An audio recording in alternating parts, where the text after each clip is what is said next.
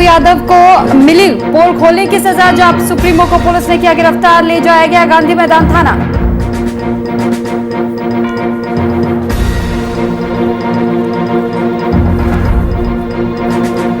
चंद्रपुर में लॉकडाउन का उल्लंघन, बाजारों में दिखी जोरदार भीड़, मौके पर नहीं नजर आए पुलिसकर्मी।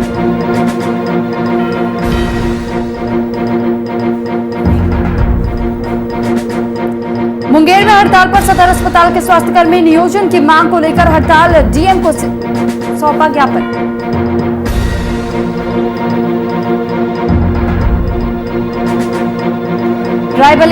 रायबरेली में जमीनी विवाद को लेकर दो पक्षों में खूनी संघर्ष, मारपीट में 1 दर्जन लोग घायल, घायलों को भेजा अस्पताल।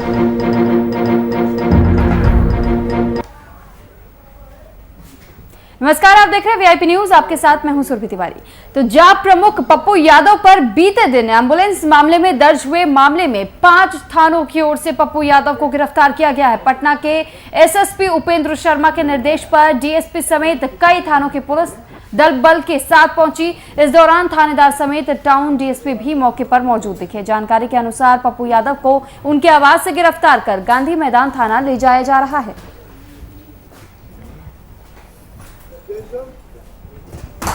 आप ये ना इनसे पूछिए ना कि क्या प्रॉब्लम हुई सरकार को, क्या किस जुर्म में आपको ले जाया जा रहा है? हमको क्या पता भैया, ये इनसे ना पूछिएगा। हटे आप लोग, बाहर जाने नहीं दे रहे थे। देखिए सर, बाधा मत पहुँचाइए,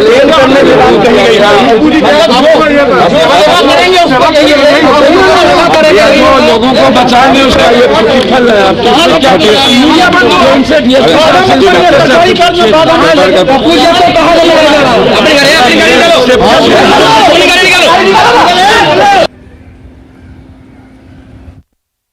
तो तस्वीरें देखिए आपने कि कैसे पटना में पप्पू यादव को पुलिस पकड़कर ले जाती हुई नजर आई है। दरअसल 5 थाने ऐसे बताए जा रहे हैं जहां उससे पुलिस अपनी टीम को लेकर के पप्पू यादव को गिरफ्तार करने के लिए पहुंची हुई थी। तो पूरी पुलिस की टीम यहां यानी दल बल के साथ पप्पू यादव को गिरफ्तार करने के लिए पहुंची।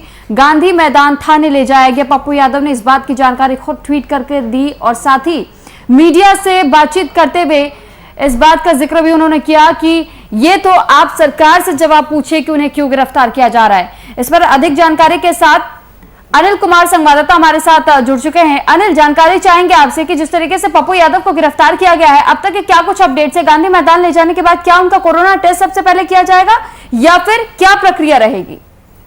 जी बिल्कुल आस्था, मैं बता दूं आपको कि जिस तरह से लगातार जो है वो महामारी में जाप सुप्रीमो पप्पू यादव के द्वारा लगातार वो मरीजों को और उनके परिजनों को सहायता पहुंचाई जा रही थी। इसी कड़ी में कहीं ना कहीं लॉकडाउन के उल्लंघन को लेकर पटना के बुद्धा कॉलोनी स्थित मंदिरी आवास से जाप सुप्रीमो पप्पू यादव को आज तड़के सुबह जो है वो गिरफ्तार किया गया है। लगभग 5 थानों की पुलिस और वरीय पुलिस अधिकारी के निर्देश पर सभी जितने भी वहां के पुलिसकर्मी थे, उन्होंने 5 थानों की पुलिस ने कहीं ना कहीं पप्पू यादव को गिरफ्तार किया और गिरफ्तारी के बाद पप्पू यादव को पटना के गांधी मैदान थाने लाया गया है।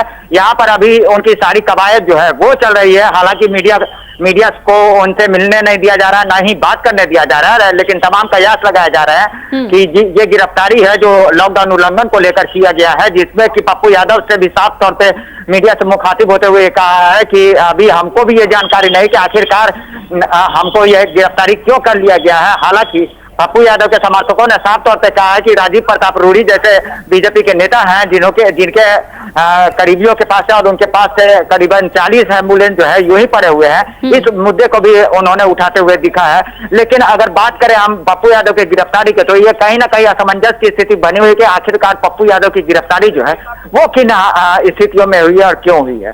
जी लेकिन अनिल, जब सवाल खड़े होते हैं इनकी गिरफ्तारी को लेकर के, तो इसमें जो असमंजस लगातार बना हुआ था कि एम्बुलेंस खुलासे के बाद से, क्योंकि एम्बुलेंस मामले में जो खुलासा किया गया था और राजीव प्रताप रूढ़ी का नाम सामने आया था, उसके बाद से ही ये कहा जा रहा था कि ऐसा हो सकता है कि इसके बाद से इन पर और जो सत्ता पक्ष में लोग बैठे हुए वो हमलावर हो। और पप्पू यादव का भी यही कहना था कि यही वजह है जिस वजह से लगातार उन पर सवाल खड़े किए जा रहे हैं, लॉकडाउन का उल्लंघन बताया जा रहा है। तो क्या ये एक मुख्य वजह बताई जा रही है कि वाकई केवल इसी वजह से अब उनकी गिरफ्तारी हुई है? बात करें हम तो अभी पटना के गांधी मैदान की जो मुख्य द्वार है उसे तो बैरिकेडिंग कर और पुलिस ने पूरी तरह से बंद कर दिया है। हालांकि किसी के दूसरे के जाने की इजाजत नहीं है। मीडिया कर्मी भी बाहर ही खड़े होकर ये तमाम जानकारियां लेने की कोशिश कर रहे हैं। लेकिन बता दें कि वहां के जितने भी जाप समर्थक हैं वो अब यहाँ पर पहुंच चुके हैं और अपने जाप सुप्रीमो की रिहाई के लिए लगातार जो है कवायदे कर रहे हैं। लेकिन इनका साफ तौर पर यह कहना है कि आखिरकार जो भी आरोप लगाए गए हैं उनमें कितनी सच्चाई है इसकी जांच होनी चाहिए। वहीं अगर लॉकडाउन का उल्लंघन है तो तमाम जो सरकार के तरफ से जितनी भी कार्रवाइयां की गई है या फिर कहें कि जितने भी महामारी के दौरान में उनसे मदद की लोग जनता अपील कर रहे थे और उनको उन मदद के बजाय उनको तिरस्कार मिला है, वहां मदद नहीं पहुंचाई गई है। जहां पे पंजाब सुप्रीमो पप्पू यादव ने जा कर बेडों की मुहैया हो या फिर ऑक्सीजन की कमी हो या दवा जो इसमें एक बहुत बड़ा काम कर रहा था रेमडेसिविर, इन जैसी दवाओं को भी उन तक पहुंचाने का काम किया। बावजूद इसके देखा जाए तो पप्पू यादव की गिरफ्तारी एक असमंजस की स्थिति और कहीं ना कहीं सरकार जो है जाप सुप्रीमो के जितने भी समर्थक है वो सरकार पर निशाना साधते हुए दिख रहे हैं और आरोप लगाते हुए दिख रहे हैं कि ये एक जो है महामारी एक्ट के तहत गलत कार्रवाई जो है वो पप्पू यादव के ऊपर की गई है। ठीक, बहुत धन्यवाद अनिल आपका तमाम जानकारी हम तक पहुंचाने के लिए।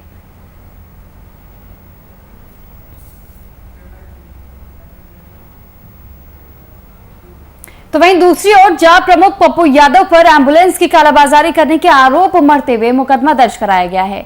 दर्ज कराए गए मुकदमे को वापस लेने की मांग के साथ जन अधिकार छात्र परिषद की तरफ से मधेपुरा में 1 दिवसीय विरोध प्रदर्शन किया गया। इस दौरान पप्पू यादव पर लगाए गए सारे मामलों को खारिज करने और साथ ही सारण सांसद राजीव प्रताप रूडी पर एम्बुलेंस के दुरुपयोग करने के लिए कार्रवाई किए जाने की मांग की गई है।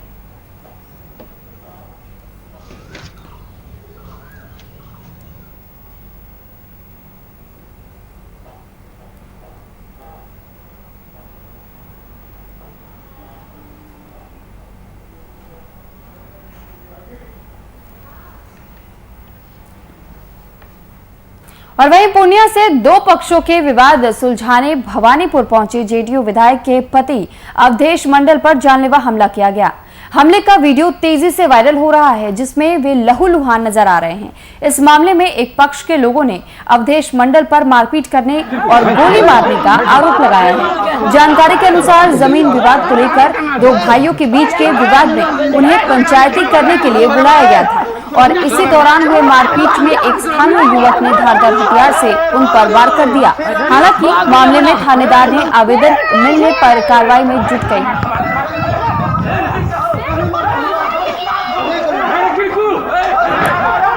तो ये एक्सक्लूसिव तस्वीरें वीआईपी न्यूज के माध्यम से आपको दिखा रहे। देखिए वीआईपी न्यूज आपको एक्सक्लूसिव तस्वीर पूर्णिया से दिखा रहे हैं जहां पर जमीनी विवाद को लेकर के 2 पक्ष आपस में भिड़ गए हैं। विधायक के पति पर जानलेवा हमला किया गया था। इस दौरान दरअसल विधायक जी पहुंचे हुए थे इस मामले को सुलझाने के लिए, लेकिन उसके बाद से इन पर ही जानलेवा हमला कर दिया गया। तो विधायक जी पर जो जानलेवा हमला किया गया है ये कहा जा रहा था कि सबसे पहले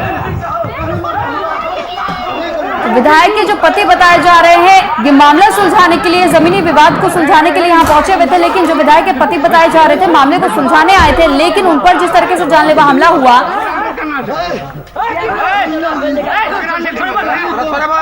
और इस पर अधिक जानकारी के साथ ब्यूरो चीफ रौनक कुमार हमारे साथ जुड़ चुके हैं। रौनक जी, आपसे जानकारी चाहेंगे कि पूर्णिया में ये जो मामला सामने आया कि विधायक के पति पर जानलेवा हमला कर दिया गया जबकि वो तो खुद एक जमीनी विवाद को सुलझाने गए थे, तो क्या पूरा मसला रहा और क्यों इन पर हमला किया गया, आपसे जानकारी चाहेंगे। जी सुरभि, आपको बता दें कि ये पूरा प्रकरण जो है खुद विधायक के पति भी जो है वो आपराधिक इतिहास उनका रहा है और जिस विवाद को वो सुलझाने गए, दरअसल बात ये था कि 2 भाइयों के बीच एक जमीन विवाद था और जमीन विवाद में दोनों भाइयों के विवाद को सच में वो सुलझाने गए थे। मामला यही था, लेकिन वहां हुआ क्या कि जब मामला सुलझाने वो पहुंचे थे तो एक पक्ष के लोग यानी 2 भाई थे, कृत्यानंद चौधरी और कैलाश चौधरी, दोनों भाइयों में जमीन का विवाद चल रहा था। काफी दिनों से चल रहा था और उस विवाद में उन्होंने खुद यह फैसला लिया था कि इस जमीन विवाद को पंचायती स्तर पर वो सुलझाएंगे। तो और उस पंचायती स्तर में सुलझाने के लिए दोनों भाइयों को उन्होंने आपस में बिठाया और खुद से उन्होंने फैसला सुनाया। अमीन को रख करके जमीन की मापी की गई और उसके बाद उन्होंने खुद का फैसला सुनाया था, जिस फैसले को मानने से एक भाई यानी कृत्यानंद चौधरी ने इस चीज को मानने से इनकार किया कि यह पूरा प्रकरण जो है वो आपके इस फैसले से हम लोग सहमत नहीं है, जिस पर कि आरोप लगाया जा रहा है कि विधायक के पति जो अवधेश मंडल हैं, उन्होंने उस पर उनके साथ मारपीट शुरू कर दी। उसके बाद उन्होंने गोली चला दी, जो जिसमें कि उसके जो बेटे थे, कृत्यानंद चौधरी का बेटा, उनके दाहिने हाथ में गोली लगी है और वो अभी इलाजरत है, इलाज चल रहा है। उसके बाद यह विवाद बढ़ा और कृत्यानंद चौधरी के जो बेटा और आम लोग वहां थे, कुछ लोग, जिसको कि आप तस्वीरों में भी देख सकते हैं कि किस तरह से उसके बाद उसके साथ बदसलूकी की गई है। ठीक है, लेकिन रौनक जी, ये जो आरोप लगाए जा रहे हैं कि विधायक के पति की तरफ से भी गोलियां चलाई गई थी और इसमें लोग भी घायल हुए, क्या इस बात को लेकर के, क्या इस वाकया को दर्शाने के लिए, क्या इन ग्रामीणों के पास कोई सबूत है किसी प्रकार का? जो घायल व्यक्ति है और जिसकी इलाज चल रही है अभी अस्पताल में, वो पूर्णिया सदर अस्पताल में भर्ती है, आप उस विजुअल में साफ स्पष्ट तौर पे देखेंगे कि उसके हाथ में गोली लगी है। और वहां के कुछ लोगों का, यानी पीड़ित जो है कृत्यानंद चौधरी, उन्होंने तो साफ तौर पर कहा है कि उनके द्वारा गोली चलाएगी। उसके बाद विवाद बढ़ा है, लेकिन अभी तक जो पूरा मामला है, इस मामले में कृत्यानंद चौधरी के जो भाई हैं कैलाश चौधरी, उन्होंने इस मामले को लेकर के एफआईआर दर्ज किया है। एक पक्षीय एफआईआर अभी तक हुआ है। वहाँ के जो वरीय अधिकारी हैं डीएसपी रमेश कुमार, उनसे हमारी बातचीत हुई है। इस पूरे प्रकरण को लेकर के जांच चल रही है। अभी वहाँ जो है वो पुलिस कैंप कर रही है भवानीपुर प्रखंड में, और किसी तरह की किसी भी बात की अभी तक या गिरफ्तारी की बात नहीं हुई है। चलिए ठीक, बहुत धन्यवाद आपका रौनक, तमाम जानकारी हम तक पहुंचाने के लिए। तो देखिए, वो वीडियो भी आपको दिखा रहे हैं कि कौन सा वो वीडियो था जो कि वायरल हो रहा था। विधायक के पति पर कैसे जानलेवा हमला हुआ है, जो कि वो जमीनी विवाद को सुलझाने के लिए पहुंचे हुए थे।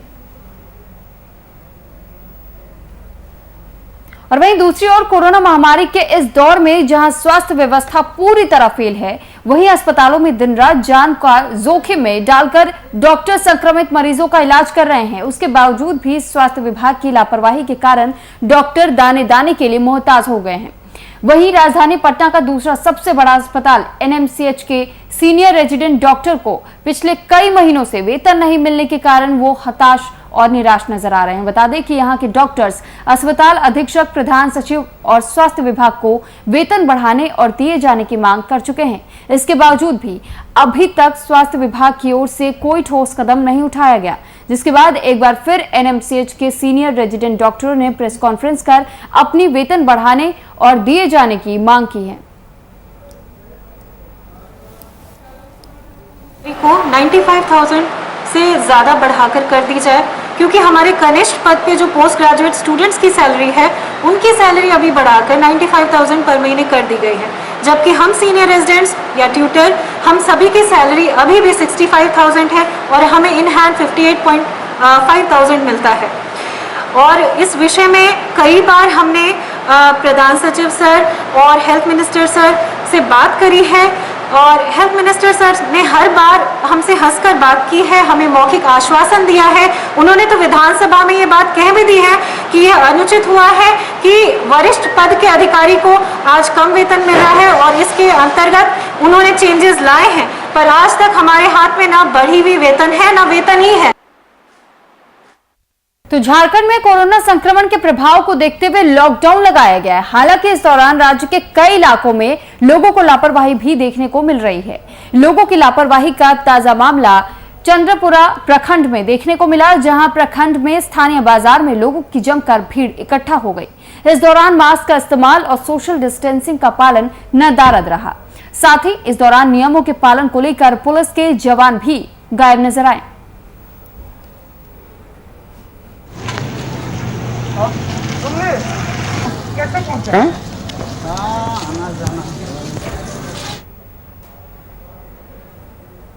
और खबर मोतिहारी से। मोतिहारी में बीते दिन 18 से 44 साल के लोगों को कोरोना का टीका देने का शुभारंभ कर दिया गया। ये टीकाकरण स्थानीय तुर्कोलिया पीएचसी में प्रभारी डॉक्टर रीना झा की देखरेख में किया जा रहा है।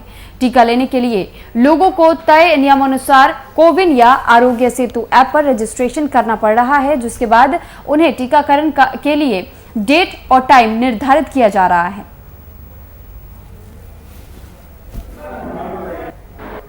दो ऐप आता है, एक आरोग्य और एक कोविन। यहाँ पे अपना रजिस्ट्रेशन कराना होगा। वो जैसे ही रजिस्ट्रेशन कराएंगे उनको डेट और टाइम दिया जाएगा, साथ ही जो जगह वो चाहते हैं वो दिया जाएगा और वो अपना जो डेट है उस पर आके अपने स्लॉट को जो बुक हुआ है अपने समय के हिसाब से टीका ले सकते हैं। बहुत ही आसान तरीका है। और आज तो 18 वर्ष से ऊपर देने वाले लोग का पहला दिन है। जी। आज कुछ लोग आए थे कि नहीं टीका जी लेने? जी आए थे। 278 लोगों का यहाँ पे वैक्सीनेशन हो चुका है अभी तक।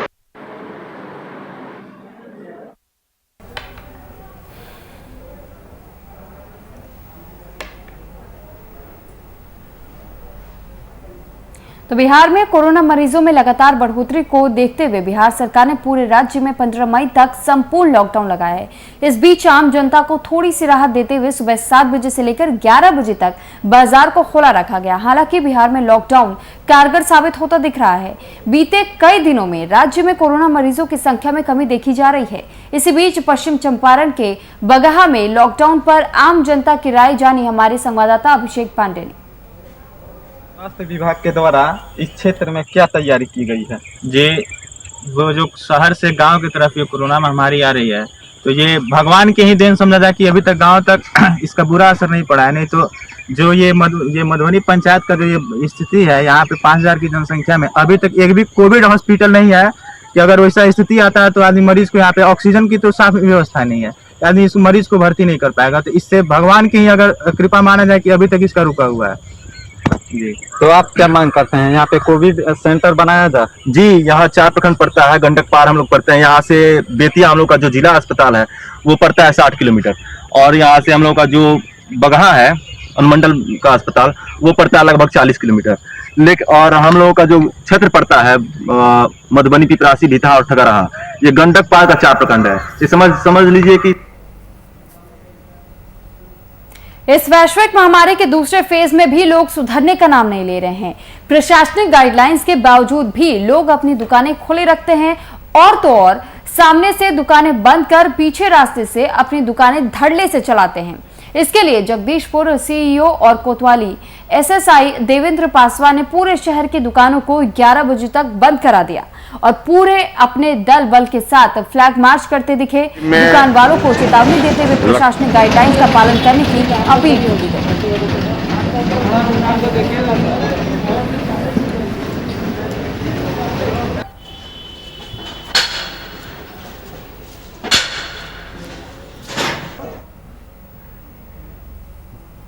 खबर मुंगेर के सदर अस्पताल की है, जहां कार्यरत पारा मेडिकल कर्मी नियोजन की मांग को लेकर के अनिश्चितकालीन हड़ताल पर अड़ गए हैं। हड़तालरत कर्मियों में सदर अस्पताल के साथ जीएनएम स्कूल कोविड सेंटर में कार्यरत पैरामेडिकल कर्मी भी शामिल बताए जा रहे हैं। अपनी मांगों को लेकर के स्वास्थ्य कर्मियों ने बीते दिन जिला अधिकारी को ज्ञापन भी सौंपा है।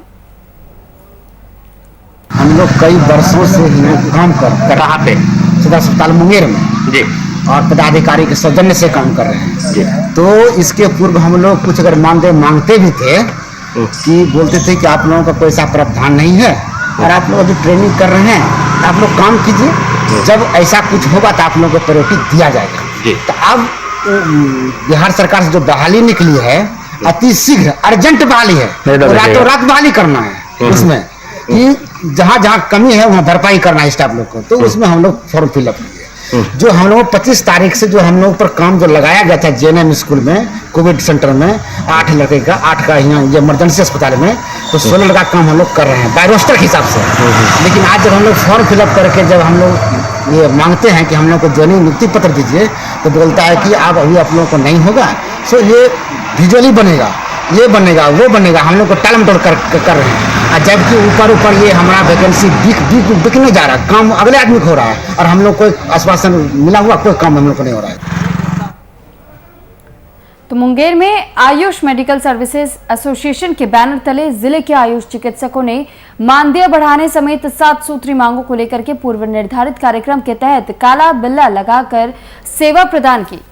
साथ ही चिकित्सकों ने क्विल्स रोड छात्रावास के पास धरना प्रदर्शन भी किया। वहीं मौके पर मीडिया से बातचीत के दौरान चिकित्सक ने मानदेय बढ़ाने और बीमा किए जाने समेत अन्य मांगों का जिक्र किया। आज से काम काला बिल्ला लगा करके काम कर रहे हैं। हम लोगों का मांग है, सबसे पहला मांग है समान काम समान वेतन। जो एलोपैथिक चिकित्सकों को दिया जाता है वही मानदेय हम लोगों को दिया जाए। और दूसरा मांग है, सबसे मुख्य मांग है कि हम लोगों की वैकेंसी जो है बिहार तकनीकी सेवा आयोग के द्वारा 2020 में ही, जुलाई 2020 में ही फॉर्म भरा गया था, लेकिन अभी तक जो है उसको पूरा नहीं किया गया है। अभी तक हम लोगों का काउंसलिंग नहीं हुआ है। उस काउंसलिंग को जल्द से जल्द पूरा किया जाए। और एक बार फिर वीआईपी न्यूज के खबर का बड़ा असर देखने को मिला है, जहां बक्सर के चौसा ब्लॉक के महादेव घाट पर लगे सैकड़ों शवों को नदी किनारे गड्ढा खोदकर दफनाने में जिला प्रशासन जुटा हुआ है। जब गंगा किनारे फेंके हुए शव की खबर को वीआईपी न्यूज ने प्रमुखता के साथ दिखाया, तब जाकर जिला प्रशासन युद्ध स्तर पर अलर्ट होकर सारे शव को गंगा किनारे गड्ढा खोदकर डिस्पोज करने में जुट गया। वहीं इस मामले में जिलाधिकारी ने कहा कि जो भी शव है वो अपने क्षेत्र का नहीं है। आपको बता दें कि बक्सर मुख्यालय से 15 किलोमीटर दूर चौसा ब्लॉक के महादेव घाट स्थित गंगा नदी में कई कारणों से मरे हुए व्यक्तियों के शव को लोगों ने एक ही जगह पर देखा था। बक्सर जिला में जो है हम लोग को जो है आज जो है वो करीब 30-35 जो बॉडी की महादेवा घाट पे जो है वहाँ पे ऊपर आने की सूचना प्राप्त हुई थी। उसके बाद हम लोगों ने जो है एसडीओ के स्तर से जो है उसकी हम लोग छानबीन भी कराए हैं, और एसडीओ साहब जो है वो गंगा के जो अप स्ट्रीम है, जो ऊपर की साइड है, उधर भी जाकर उन्होंने देखा है और वहाँ पाया गया है कि जो है अप स्ट्रीम साइड से भी जो है वो बॉडी आ रही है।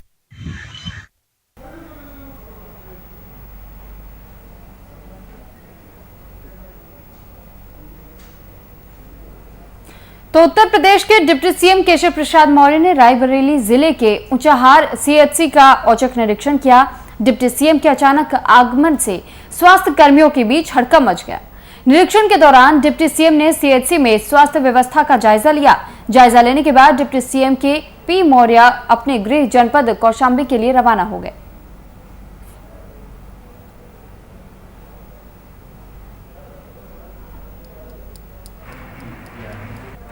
जल्दी किनारे जाओ यार, सामने ना हो।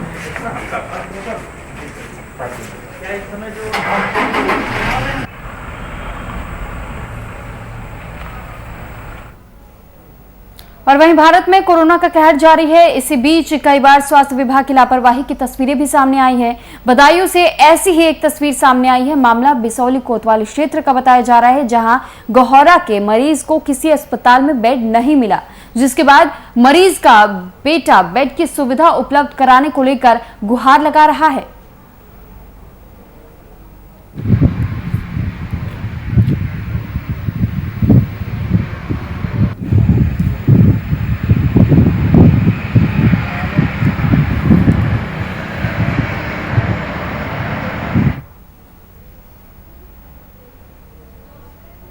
तो बिहार में शराब की तस्करी पर रोक लगाने के प्रयास में प्रशासन लगातार कार्यरत है। इन प्रयासों के तहत ही जिला पुलिस को सफलता हाथ लगी है। पुलिस ने पाटम हाई स्कूल के पास बगीचे में देसी शराब की खेप 4 पहिया वाहन से पहुंचाने के सूचना के आधार पर तुरंत कार्रवाई करते हुए सफलता पाई है। पुलिस के वाहन जांच के दौरान एक वाहन को जब्त किया और गहन जांच पड़ताल के दौरान पुलिस ने गाड़ी में बने तहखाने से भारी मात्रा में देसी शराब जब्त की। इस मामले में थानेदार ने संबंधित शराब माफिया और वाहन के मालिक के खिलाफ कार्रवाई किए जाने की बात कही है।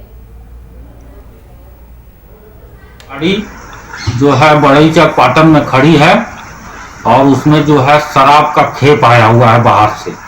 इस सूचना के सत्यापन के लिए हम लोग गए तो गाड़ी खड़ी थी और जब वहां पर हम लोग चेक किए तो गाड़ी का एक शीशा जो है गेट का खुला हुआ था। उससे हाथ अंदर करके जब गेट खोले तो चारों तरफ जो है गेट में सजा कर रखा हुआ था, मतलब और स्क्रू से उस गेट को कस दिया था। गाड़ी के छत को भी स्क्रू से कसा हुआ था। जब हम लोग को उसको शंका होने पर खोले तो उससे जो है 650 बोतल देसी शराब का लैला कंपनी का और 3 बोतल इंपेरियल ब्लू विदेशी शराब का बरामद हुआ। तो पलामू में अपने 14 वर्षों से लापता पुत्र का इंतजार कर रहे पिता की सांसें कोरोना ने रोक दी। 14 सालों से लापता बेटे की पत्नी और पोती की देखभाल करने वाले पिता की सांसें थम गई, लेकिन उसका बेटा नहीं आया। पलामू जिले के मेदनी नगर शहर के 12 लोटा गांव निवासी स्वर्गीय बाल मुकुंद शुक्ला का इकलौता बेटा विनय शुक्ला 14 सितंबर 2007 से किसी बात की नाराजगी को लेकर घर से निकला था, जो आज तक वापस नहीं लौटा। वहीं मृत व्यक्ति के रिश्तेदार ने उनका अंतिम संस्कार किया, जिसके बाद लापता बेटे के पिता के जाने के बाद बहू और पोती की जिंदगी में पहाड़ टूट पड़ा है। बोल के लेके कहे जा रहे हैं मोबाइल बनवा के, हम अफरे में रह गए। जो मोबाइल बनवा के आ रहे हैं, बस 8-9 बजे तक खोजने लगे, बाकी कुछ पता नहीं चला। बहुत जिद्दी था वो, जा रहे हैं मोबाइल बनवा के तुरंत, बस आए न मोबाइल बनवावत रह गया वो। हाँ, सब दिन उठते रहते थे। फिलहाल में इतना ही। आप बने रहिए VIP न्यूज के साथ। नमस्कार।